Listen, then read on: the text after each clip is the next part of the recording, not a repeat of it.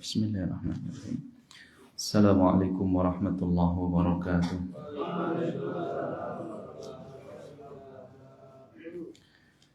Alhamdulillah wassalatu wassalamu ala Rasulillah wa ala alihi wa sahbihi wa man walah.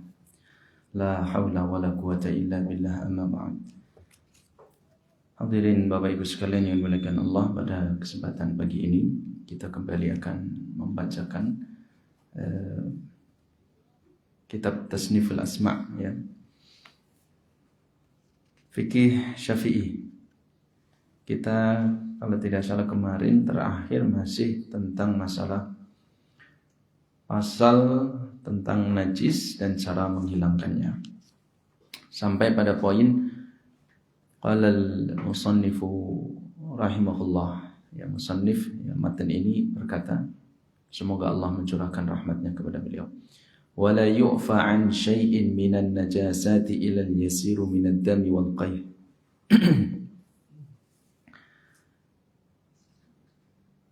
Dan tidak dimaafkan sedikit pun dari najis-najis yang ada, kecuali jika volumenya sedikit dari darah dan al-qayh. Qayh itu nanah, ya, nanah.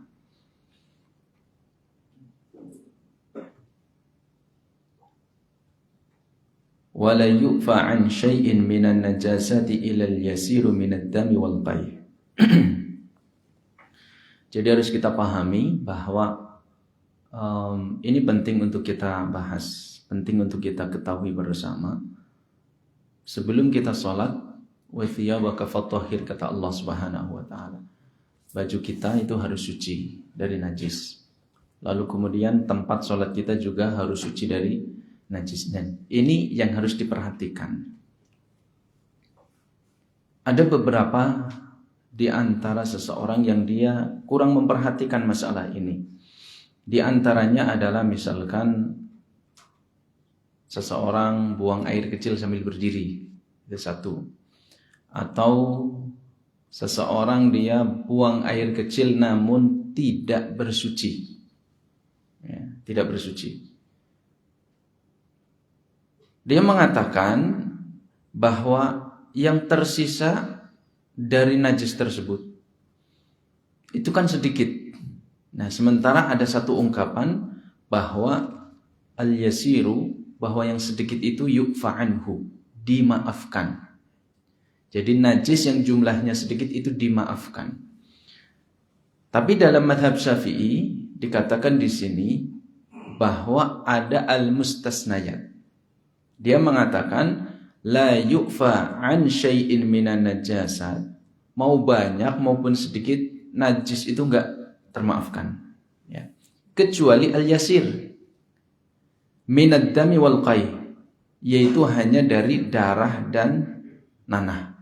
Artinya selain itu, ya, kalau kita melihat konteks ungkapan di sini, selain darah, selain nanah, meskipun sedikit, la yu'fa anhu, tidak termaafkan. Artinya tidak ada tolerir di situ. Kalau terkena baju berarti harus disucikan. Cara mensucikannya kan kemarin diantaranya adalah wa ghuslu jami'ul abwal wal awras wajib.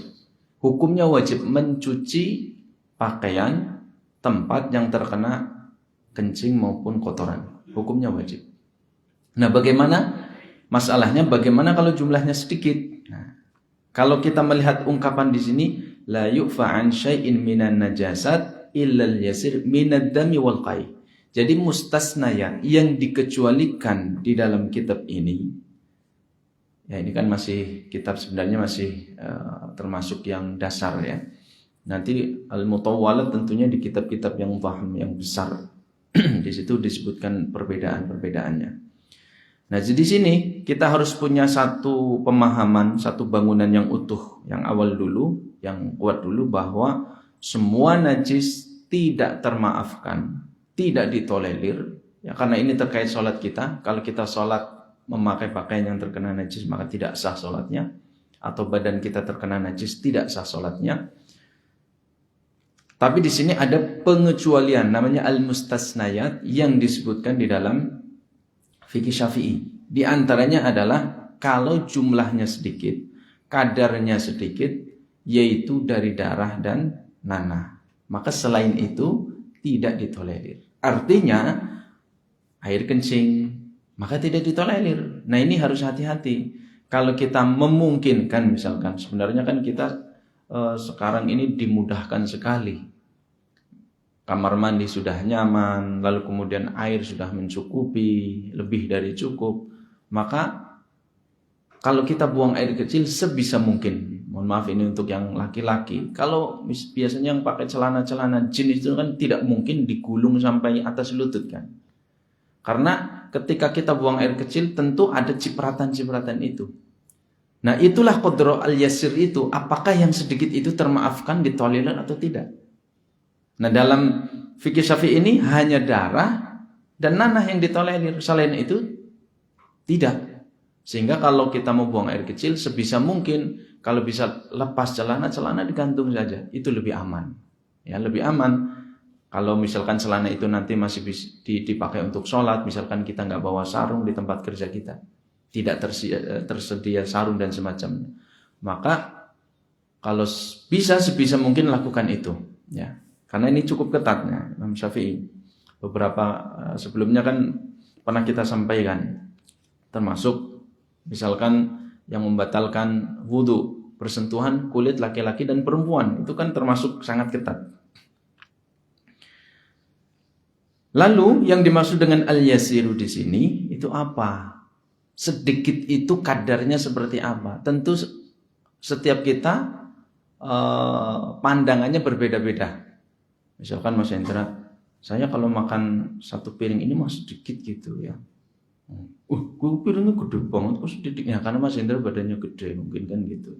Jadi kadar volume besar tidaknya itu, sedikit tidaknya itu kan kalau manusia itu berbeda-beda, ya. Dobitnya atau batasannya itu berbeda-beda. Fayu'fa anhuma fi thawbin aw badanin wa tasihhu sholatu ma'ahuma. Wa dhabitul yasiri huwa ma la yafkhus fi nafsi kulli ahadin bihasabihi. Jika seseorang, ya, kemudian dia sholat, mohon maaf misalkan ada jerawat, bekas jerawat atau luka yang kemudian belum kering tapi tidak ditutup, lalu kemudian ketika ada gerakan terbukalah luka itu mengeluarkan darah, mengenai baju, mengenai badan otomatis, maka watasihus sholatu ma'ahuma, atau nanahnya keluar, maka sholatnya sah, ya, sholatnya sah karena sedikit, ya, sedikit.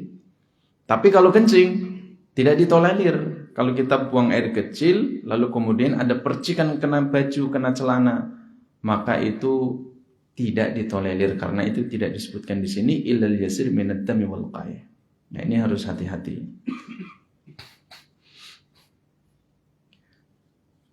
Bahkan ada satu hadis yang menyebutkan ketika Nabi SAW melewati suatu kuburan, Nabi mengatakan innahuma la yu'adzabani wa ma yu'adzabani lil kabir. Jadi keduanya itu sedang diazab oleh Allah Subhanahu wa taala di alam kuburnya. Dan keduanya itu bukan diazab karena dosa besar, tapi karena dosa kecil. Salah satunya apa? Fakana ahaduhuma la yastanji minal baul. Karena salah satunya itu tidak bersuci ketika buang air kecil. Nah, ini harus kita kebelet apapun, ya, kita harus cari WC yang harus, ya, bisa untuk bersuci itu. Jangan sampai kemudian tidak bersuci ketika buang air kecil. Adapun batasan sedikit yang dimaksud di dalam ungkapan ini yaitu mala yafkhus fi nafsi kulli ahadin, yaitu sesuatu yang tidak dianggap menjijikan oleh seseorang. Ya, jadi ini kembali kepada urf, Kalau kita sudah tahu dhabitnya, sekarang kan kita sudah tahu kaidahnya. Kaidahnya di dalam fikih Syafi'i bahwa mau banyak maupun sedikit najis itu tidak ditolerir, tidak termaafkan. Artinya kalau terbawa untuk sholat, sholatnya menjadi tidak sah kecuali darah dan nanah. Nah, kalau kita sudah tahu itu, maka kita bisa mengukur sendiri-sendiri karena ini kembali kepada urf. Ya. Kalau misalkan di baju ini satu lengan ini darah semua, orang kan jijik. Orang merasa geli atau apa gitu melihat darah. Nah, itu berarti sudah keluar dari hadul urf, keluar dari sudah kebiasaan orang. Berarti itu sudah masuk kepada kharijul yasir. Dia sudah keluar dari kadar yang sedikit itu. Maka berarti itu masih dihukumi najis, tidak termaafkan. Yang pada hakikatnya sebenarnya banyak maupun sedikit itu ainun najasnya tidak akan berubah. Hakikat najis itu tetap najis, ya kan? Banyak sedikit itu tidak berubah. Ya, hakikatnya dia tetap dihukumi adalah materi yang najis. Hanya saja kalau sedikit kadarnya itu yukfa, ditolerir, dimaafkan. Jadi ada dua, yang pertama tadi ya, yang dimaafkan dari najis itu, yaitu darah yang jumlahnya sedikit, nanah yang jumlahnya sedikit. Lalu yang ketiga, wa ma la nafsalahu sa'ilah, ay la dama laha yasil. Yang ketiga yaitu hewan-hewan yang dia tidak memiliki darah yang mengalir di dalam tubuhnya. Misalkan nyamuk, ya, nyamuk itu kan menggigit orang, lalu di dalam perutnya ada darah. Ketika dipukul seperti ini pecah, di situ ada darah. Maka nyamuk itu kemudian tidak menjadikan najis tersebut membatalkan sholat. Itu termaafkan karena jumlahnya sedikit. Wa ma la nafsalahu sa'ilah. Ya. Lalu kemudian karena nyamuk itu tidak ada aliran darah di dalam tubuhnya. Ya, tidak mengandung darah yang mengalir, tidak seperti manusia, hewan-hewan itu kan ada jantung, ada pembuluh darah dan seterusnya. Atau misalkan adzubat, yaitu lalat, ya, lalat. Lalat itu misalkan terbang kemana, hinggap di tempat najis, hinggap di maitah, bangkai, hinggap di kemudian sampah, lalu kemudian hinggap ke tangan kita. Apakah lalat itu kemudian dia membawa najis? Kalau dia hinggap di maitah, hinggap di tempat yang najis, tentu dia membawa najis di kaki-kakinya. Tapi la yuro, najis itu tidak terlihat. Tidak terlihat. Nah, tentunya kalau ini la yu'fa anhu, tidak termaafkan, tentu ini sangat berat. Ya. Ketika kita lagi sholat, kemudian ada lalat hinggap. Wah, ini tidak termaafkan ini, karena kan dia bisa jadi hinggap di tempat yang kotor, mengandung najis. Nah, kita kemudian mengganti baju kita. Nah, ini kan la yumkin at-taharruzu minhu, kita nggak mungkin menghindar dari yang namanya lalat. Nggak mungkin menghindar dari namanya misalkan nyamuk. Maka itu yu'fa anhu, termaafkan, ya, termaafkan. Idza waqa'a fil ina'i wa mata fihi fa innahu la yunajjisuhu. Jika lalat ini ataupun nyamuk ini kemudian dia jatuh di dalam suatu bejana yang ada airnya dan dia mati di bejana tersebut, gelas, mangkok misalkan, fa innahu la yunajjisuhu, maka dia tidak menjadikan air tersebut menjadi najis. Karena maitah semuanya kan kullu maitatin, semua bangkai itu najis. Ilal adami, itu kaidahnya. Semua bangkai dihukumi najis kecuali manusia, termasuk bangkai hewan-hewan kecil ini. Dalilnya adalah hadis yang diriwayatkan oleh Abu Hurairah radhiyallahu anhu, anna Nabiyya sallallahu alaihi wasallam qala, "Idza waqa'a adz-dzubabu bisyarabi ahadikum falyahmishu." Apabila ada lalat yang kemudian hinggap atau jatuh di salah satu minum yang sedang kalian santap, ya, yang sedang kalian nikmati, falyahmishu, maka tenggelamkan. Ya, jadi jangan dibuang. Ini kita punya gelas kopi misalkan, lalu tiba-tiba ada lalat jatuh ke situ. Karena airnya masih panas, jatuh. Nggak bisa kembali dia, mengambang di situ. Maka kata Nabi SAW, falyahmishu, tenggelamkan dulu itu lalatnya.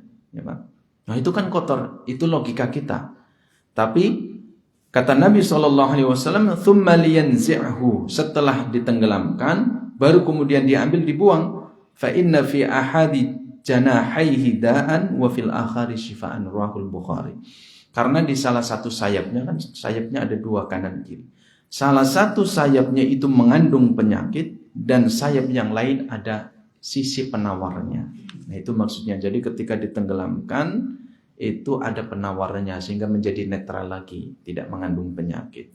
Nah, ini menurut riset ya, ilmu modern itu terbukti ya. Ketika lalat hinggap di air minum, di situ ada penyakit yang terbawa oleh salah satu sayap tersebut. Kemudian tatkala ditenggelamkan, salah satu sayapnya itu menjadi penawar sehingga netral. Ya, ini terbukti menurut riset modern. Wa ma'lumun anna al-ghumsa qad yufdi ila al-maut la siyama idza kana syarabu haran falau kana najisan lam yu'mar bi ghamsiha. Nah, ini kan diketahui ya.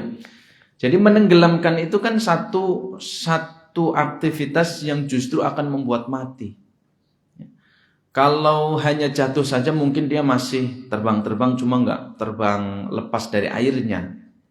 Tapi ketika ditenggelamkan akan menjadikan lalat itu mati. Kalau lalatnya mati berarti berubah menjadi maitah, bangkai. Ya, berubah menjadi bangkai. Sehingga apabila di sini logikanya, ya alur logikanya, apabila dzubab itu, lalat itu dihukumi najis karena kematian tersebut disebabkan karena ditenggelamkan, maka Nabi SAW tentu tidak akan memerintahkan hal tersebut. Ya.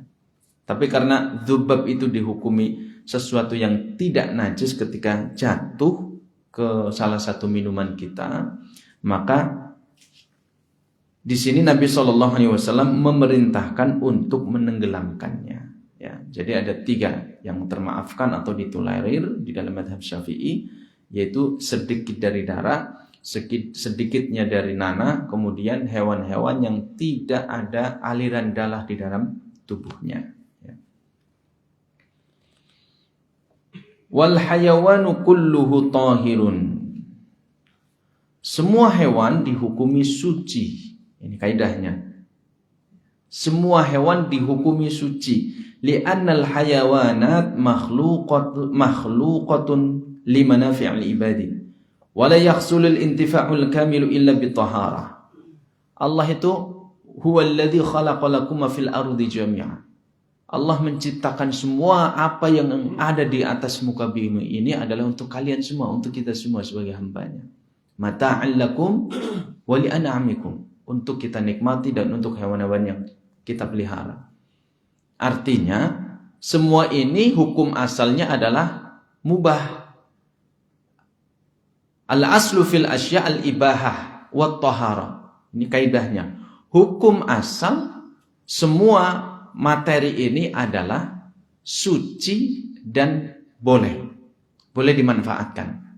Hukum asalnya itu berdasarkan ayat tadi. Huwallazi khalaqa lakum ma fil ardi jami'a. Allah menciptakan semua ini untuk kalian, untuk kita nikmati. Nah, alur logikanya bagaimana? Bahwa kemudian kita katakan bahwa semua ini suci, termasuk semua hewan, hukum asalnya adalah suci. Yaitu kalau tidak suci, padahal Allah telah menciptakan ini semua untuk kita manfaatkan. Andai itu tidak suci, katakanlah tidak suci. Bagaimana kita memanfaatkannya? Menyentuhnya saja, kemudian najis, kemudian harus kita cuci. Susah kita. Tidak mungkin untuk kita memanfaatkannya. Padahal mata'an lakum wa li'an'amikum, semua ini adalah untuk kita manfaatkan, untuk kita nikmati. Sehingga al-aslu fil asya' al-ibahah wa tahara. Hukum asal perkara-perkara ini yang ada di muka bumi ini, hukum asalnya adalah dia suci dan boleh untuk dimanfaatkan. Ilal kalbu wal khinzir. Ada pengecualian. Artinya Allah Subhanahu wa taala itu sangat sayang sekali, sangat begitu kasih sayang sekali kepada hambanya. Pengecualian itu hanya sedikit sekali. Kenapa kita harus mencari perkara-perkara yang najis? Ilal kalbu wal khinzir, yang bisa dimanfaatkan yang baik-baik itu banyak sekali. Kenapa kita kemudian ada orang-orang yang dia memaksakan diri memakan sesuatu yang dilarang oleh Allah Subhanahu wa taala. Ilal kalbu wal khinzir, hewan anjing dan hewan babi, itu adalah pengecualian dari seluruh apa yang ada di muka bumi ini. Ya, hewan-hewan yang ada di muka bumi ini, maka keduanya itu dihukumi najis aini secara materi. Kedua hewan tersebut hukumnya najis. Fa innahuma najisani, keduanya najis. Wa kadza ma tawallada minhuma aw min ahadihima, termasuk setiap hewan-hewan yang terlahir dari perkawinan hewan tersebut atau dari salah satunya. Ya, misalkan hewan anjing kawin dengan anjing, melahirkan anaknya, maka hukumnya najis, sudah pasti. Hewan babi dengan babi, melahirkan babi, pasti najis. Atau min ahadihima, hewan yang tahir, kambing misalkan, kawin dengan anjing, lalu kemudian terjadi anak dari kedua perkawinan tersebut, maka anak yang dihasilkan itu dihukumi najis karena dikuatkan kepada salah satu hewan yang paling kotor, yaitu anjing maupun babi. Ya, jadi apa yang terlahir dari perkawinan keduanya atau dari salah satunya, di mana salah satu hewan itu suci, maka tetap dihukumi najis. Ya, keturunannya dihukumi najis.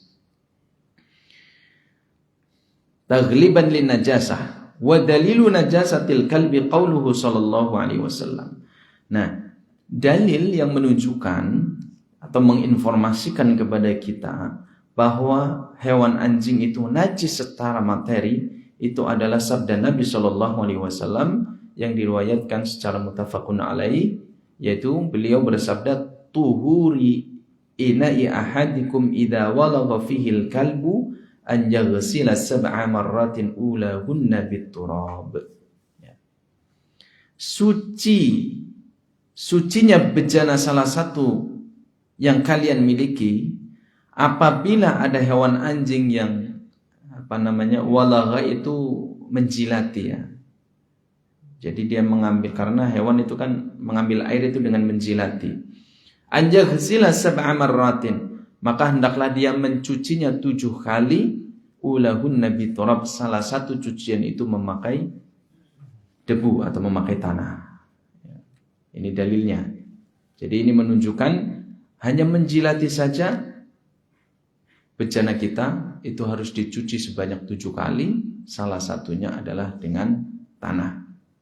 Wal khinziru makisun alaihi qiyasul aula. Kemudian khinzir dikiaskan kepada hewan anjing. Jadi ini termasuk najis mughalladhah, najis yang berat. Dari mana kita mengetahui bahwa hewan anjing maupun babi itu termasuk najis mughalladhah? Karena dari cara mensucikannya, cara menghilangkannya. Benda yang kita miliki, yang kita punyai, seperti tadi disebutkan dalam hadis ini, yaitu bejana. Bejana berisikan air, lalu kemudian ada hewan anjing atau hewan babi.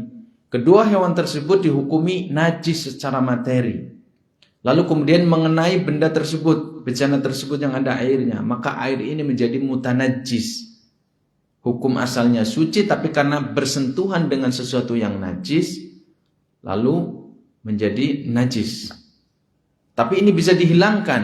Bagaimana cara menghilangkan kenajisan benda tersebut? Yaitu dengan mencucinya sebanyak 7 kali. Nah, bilangan 7 ini menunjukkan bahwa najis yang dibawa oleh 2 hewan tersebut itu najis yang berat, ya, najis mughalladhah. Karena 7 kali ditambah salah satu cucian memakai tanah. Dan riset modern menyebutkan bahwa tidak ada satupun dari deterjen, alat-alat pembersih yang bisa menghilangkan kuman-kuman yang terbawa oleh kedua hewan tersebut itu kecuali tanah. Jadi kuman-kuman, virus atau bakteri apalah yang ada di dalam hewan anjing maupun babi, ya, ketika dijilati satu bejana itu, menurut riset modern itu hanya mati ketika bersentuhan dengan tanah. Kalau dia hanya memakai deterjen yang mungkin sudah teruji atau misalkan dengan suhu tertentu, itu hanya, ya, istilah bahasanya pingsan saja, tapi bisa hidup lagi. Tapi kalau dengan turab itu akan mati, ya. Wallahu a'lam, ya. Jadi ini mungkin salah satu hikmahnya. Wal maitatu kulluha najisatun ila samaki wal jarat wal adami. Dan semua maitah, semua bangkai dihukumi najis. Jadi ini kaidah-kaidah yang penting yang harus kita pahami, sebisa mungkin kita hafalkan. Semua hewan itu suci kecuali hewan anjing dan babi. Udah enak. Hewan, maksudnya hewan di sini dalam kondisi masih hidup. Jadi kalau kita bersentuhan dengan kucing, dengan ayam, dengan kambing, atau dengan hewan-hewan yang ada di kebun binatang, suci, ya, tidak najis itu. Materinya suci.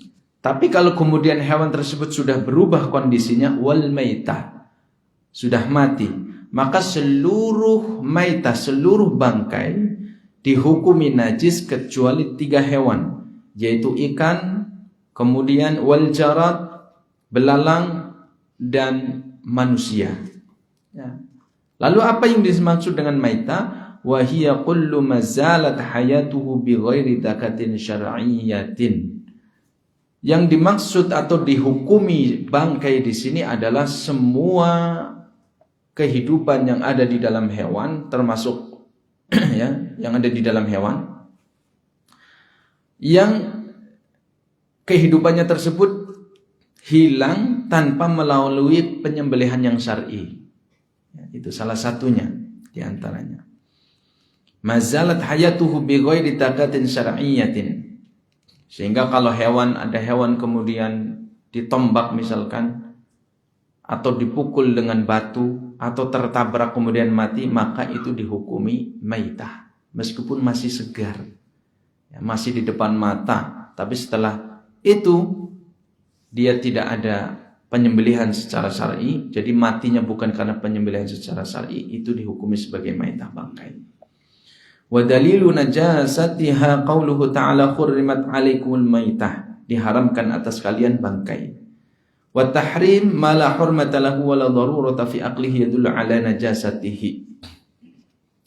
Dan pengharaman yang tidak ada kehormatan di dalamnya, pemuliaan di dalamnya, dan tidak ada kepentingan atau kebutuhan untuk dimakan, maka ini menunjukkan hal tersebut najis.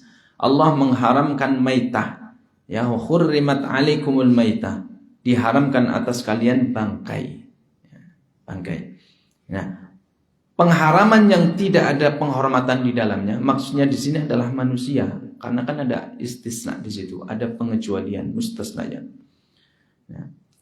Kemudian tidak ada kebutuhan untuk dimakan, maka ini menunjukkan hal tersebut najis. Ya, jadi bangkai itu satu, ya, maitah itu kan tidak ada kebutuhan untuk dimakan, dia tertabrak, kemudian dia dipukul pakai batu, kemudian dia bertarung, ya, satu sama lainnya, kemudian mati salah satunya.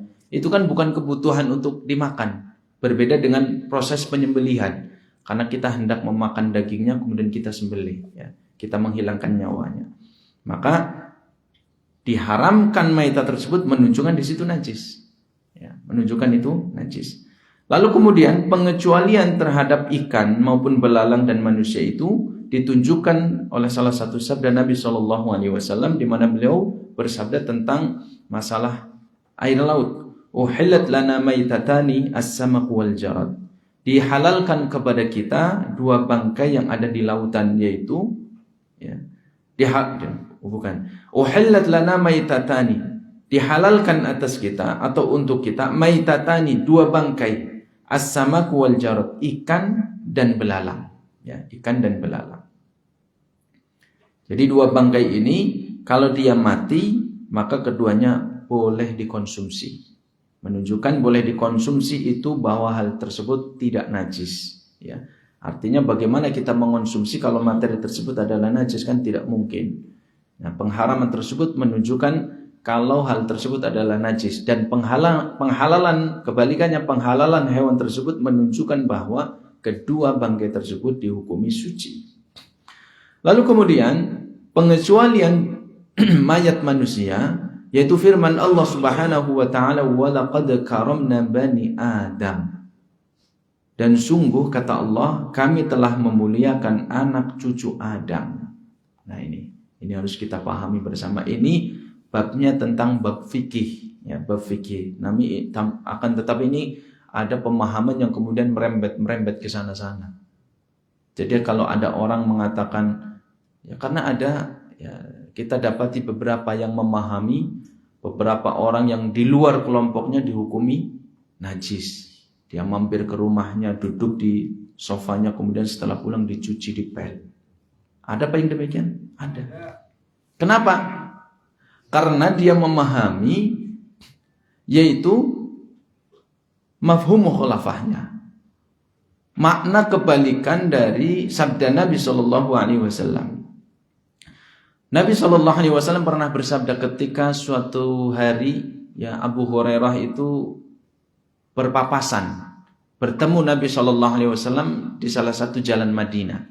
Ketika itu Abu Hurairah melihat Nabi, tapi kemudian bukannya menyalami atau mengucapkan salam kepada Nabi.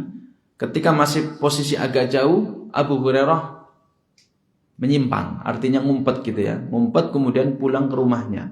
Sampai di rumahnya Abu Hurairah mandi karena dia dalam keadaan junub ketika itu, belum mandi.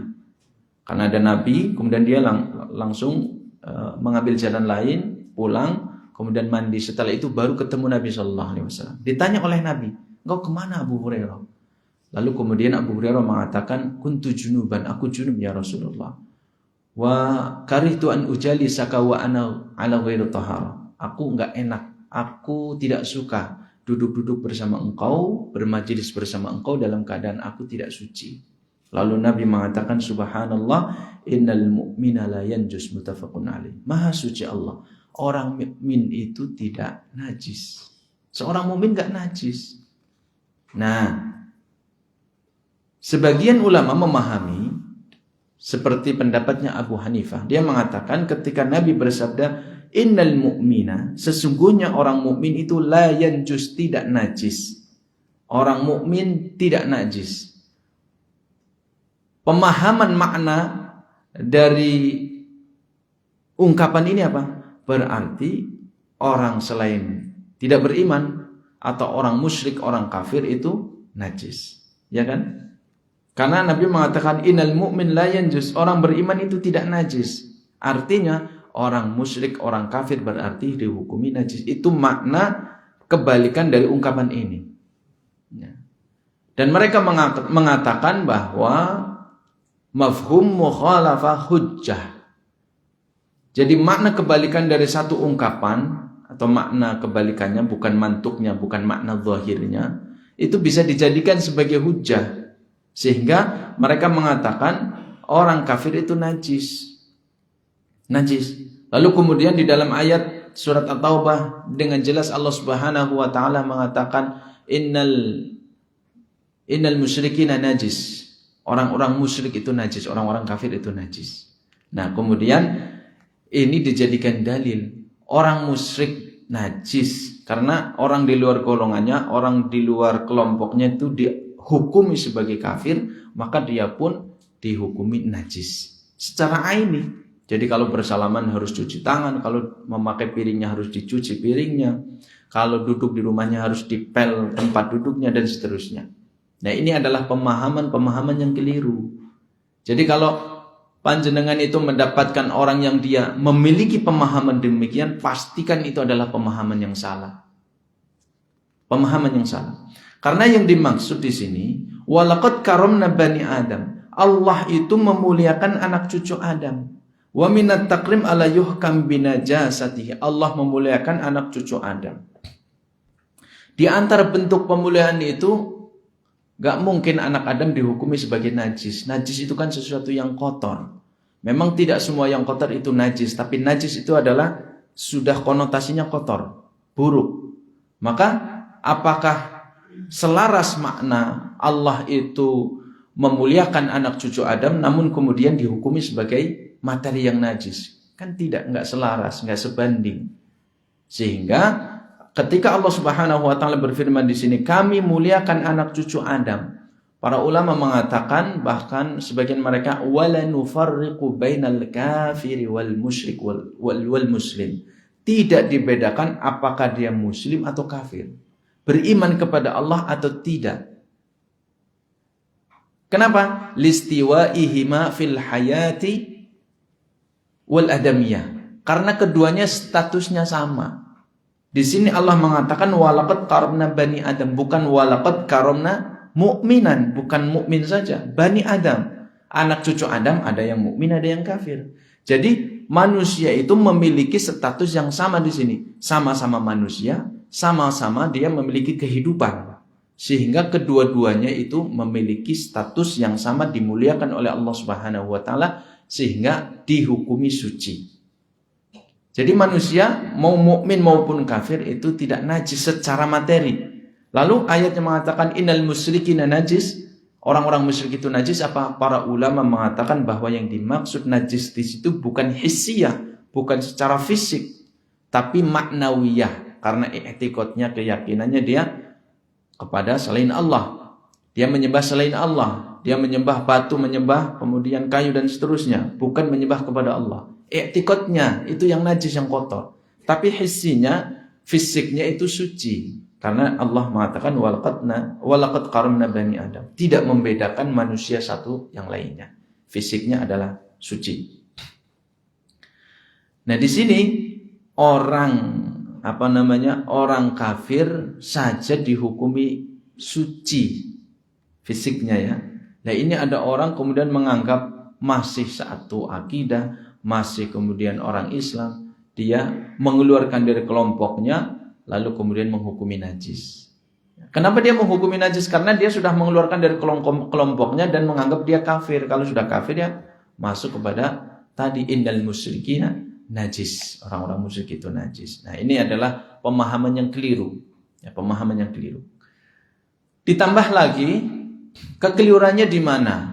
Bahwa yang dimaksud kenajisan di situ adalah najis secara maknawi, bukan secara hissi. Yaitu secara i'tiqad, keyakinan, bukan secara fisiknya. Adalah ketika Nabi SAW pernah menerima jamuan makan dari seorang perempuan Yahudi. Dia orang kafir. Dia yang masak sendiri, dia yang menghidangkan sendiri. Lalu Nabi menyantapnya. Kalau Nabi tidak menyantapnya, mungkin bisa diartikan seperti itu. Nah, perbuatan Nabi menyantap hidangan orang Yahudi, perempuan Yahudi tersebut yang dia masak sendiri, olah sendiri, menunjukkan bahwa orang-orang kafir itu tidak najis secara fisiknya. Ya. Yang najis itu adalah secara i'tiqadnya, keyakinannya. Ya, jadi kalau kita mendapati orang-orang demikian, maka pastikan itu adalah pemahaman yang keliru. Jangan kita kemudian tertipu dengan pemahaman-pemahaman tersebut. Ya. Jumhur ulama mengatakan bahwa antara orang kafir dengan orang musyrik secara materi mereka semuanya adalah suci. Ya. Sehingga tatkala dia matinya pun dihukumi suci karena sudah dimuliakan oleh Allah Subhanahu wa taala. Ya. Maka tidak perlu kita kalau kita memegang mayat kemudian kita bersuci, enggak, karena dihukumi suci. Dihukumi suci. Wa yughsilul ina wa yughsalul ina'u min wuluhil kalbi wal khinzir sab'a marratin ihdahuna bitarab. Yang terakhir ya kita habiskan. Bejana yang terkena jilatan anjing maupun khinzir dicuci sebanyak 7 kali, salah satunya dengan turab. Amal kalbu faliqaulihi sallallahu alaihi wasallam. Adapun hewan anjing adalah berdasarkan sabda Nabi sallallahu alaihi wasallam, tuhur ina'i ahadikum idza walagha fihi al-kalbu an yaghsilahu sab'a marratin ulahunna biturab, rawahu Muslim. Ya. Sucinya bejana salah seorang di antara kalian kalau dijilati oleh hewan anjing, maka cucilah sebanyak 7 kali. Itu cara mensucikannya. Salah satunya adalah dengan dicuci menggunakan tanah. Lalu bagaimana dengan hewan babi? Faqiyasan 'alal qalbi bi jami'in najasah. Maka hewan babi pun demikian, dikiaskan kepada hewan anjing, sehingga kalau ada hewan babi menjilati bejana kita, memang tidak ada nasnya. Ini dikiaskan saja karena sama-sama dia dianggap sebagai najis mughalladah, najis yang berat, maka kemudian dikiaskan cara mensucikannya adalah dicuci sebanyak 7 kali, salah satu cucian menggunakan tanah. Wa yughsalu min sa'iri najasati marratan ta'ti 'alaihi wa thalath afdal. Wa qad sabaqa bayanu sifatul izalati najasah. Ya, jadi untuk semua najis itu dicuci cukup sekali, itu yang wajib ya, cukup sekali. Semua najis kecuali kalau ada pengecualian. Kalau ada nasnya tadi, misalkan air kencing, sebenarnya itu kalau sekali sudah menghilangkan ainun najasa wa atharuhu itu sudah cukup. Ya. Kecuali ada nas yang menjelaskan secara khusus seperti tadi hewan anjing dan hewan babi. Maka ada nas secara khusus untuk hewan anjing.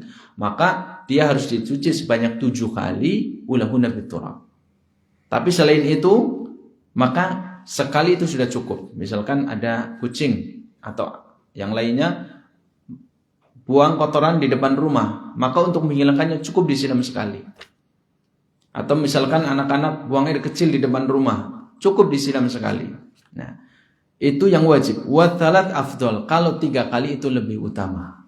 Ya, lebih utama. Dikiaskan kepada hadis Nabi SAW, "Idza staiqadha ahadukum", jika salah seorang di antara kalian bangun dari tidur, maka hendaknya dia mencuci tangannya 3 marrat, 3 kali.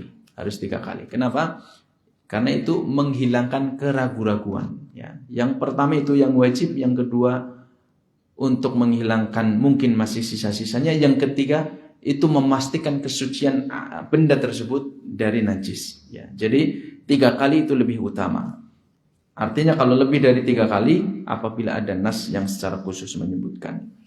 Yang terakhir yaitu cara menghilangkan najis yang lainnya, yang terakhir. Wa idza takhallalatil khamra bi nafsiha tahurat wa in khullat bi tarhi syai'in fiha lam tadkhur. Nah, ini terkait masalah tadi kan masalah najis ini kita harus bisa memahami. Yang pertama, benda-benda najis itu apa saja, gitu kan? Kemarin sudah kita sebutkan kaidahnya. Kullu ma'in kharaja minas sabilaini fahuwa najis illal mani. Seluruh yang keluar dari 2 jalan itu semuanya najis kecuali mani. Wa kullu mani au maniul jami' manil hayawan, semua mani hewan itu suci kecuali hewan al-kalbu wal khinzir, hewan babi dan anjing.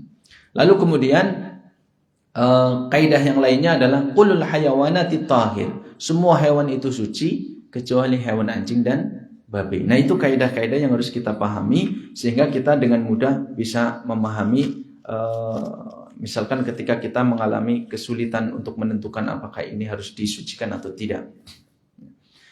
Nah, setelah kita mengetahui tadi pengelompokan benda-benda atau materi-materi yang najis, maka bagaimana cara mensucikannya? Mensucikannya yang paling simpel, paling mudah, paling gampang itu dan menghilangkan keraguan-raguan itu adalah dengan mencucinya dengan air. Memang ada nas-nas khusus yang menyebutkan ada beberapa najis yang bisa dihilangkan itu bukan dengan air. Misalkan seorang perempuan yang dia memakai baju yang panjang, ya, pakai baju yang panjang sampai kena tanah, maka yutahhiru ma ba'dahu. Itu ada nasnya. Ketika dia memakai kena misalkan kotoran, kemudian dipakai terus berjalan muter-muter, maka tanah yang setelahnya itu akan membersihkannya, tidak perlu memakai air. Ya, itu misalkan. Atau misalkan di dalam hadis itu disebutkan Nabi SAW, jika kalian masuk ke dalam masjid, idza ata'ahukum ahadukum al-masjidah falyunqallib na'laihi, lihatlah kedua sandalnya. Karena zaman dulu kan belum ada lantai seperti ini masjid itu. Maka lihatlah sandalnya, dibalik sandalnya. Jika kalian melihat di situ ada sayun khabas, yaitu sesuatu yang kotor dari najis, maka falyamishu bil ardi, digosok-gosokkan ke tanah.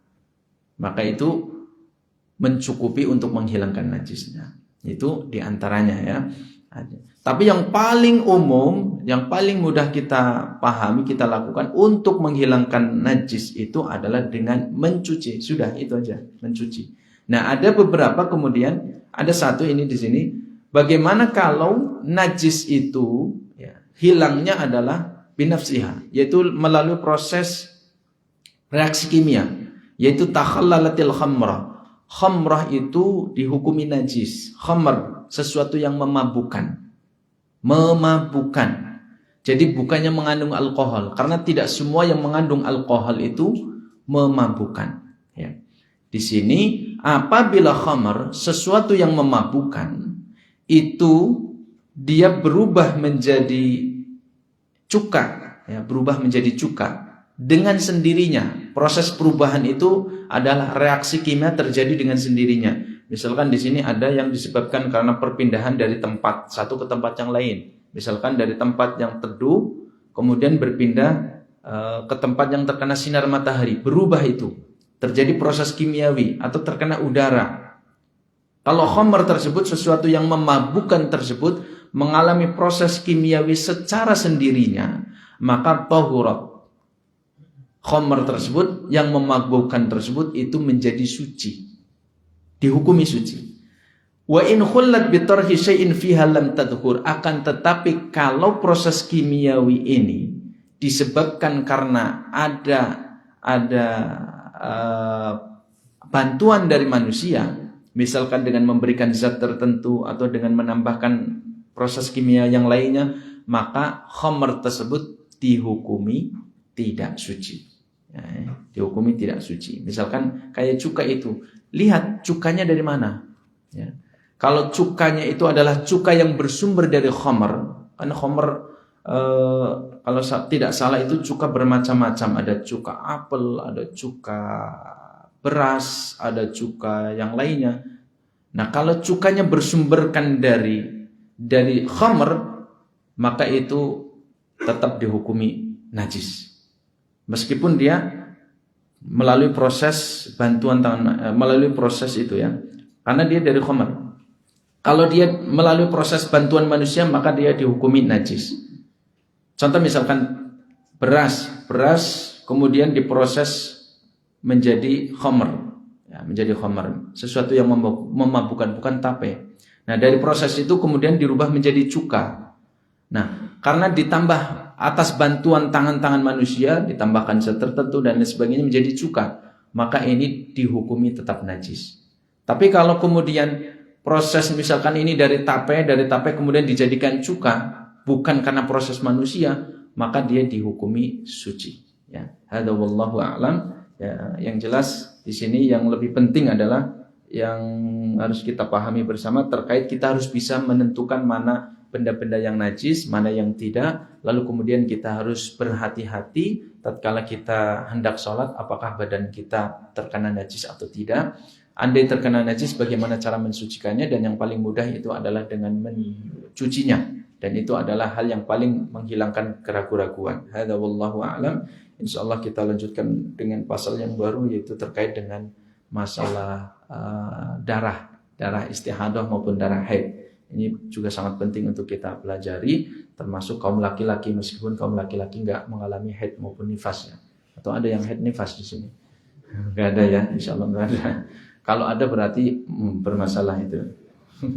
Demikian kurang lebihnya, mohon maaf. Mudah-mudahan bisa dipahami dan kita bisa mengamalkan dari setiap apa yang kita pelajari. Subhanakallahumma wa bihamdika asyhadu an la ilaha illa anta astaghfiruka wa atubu ilaik. Assalamualaikum warahmatullahi wabarakatuh.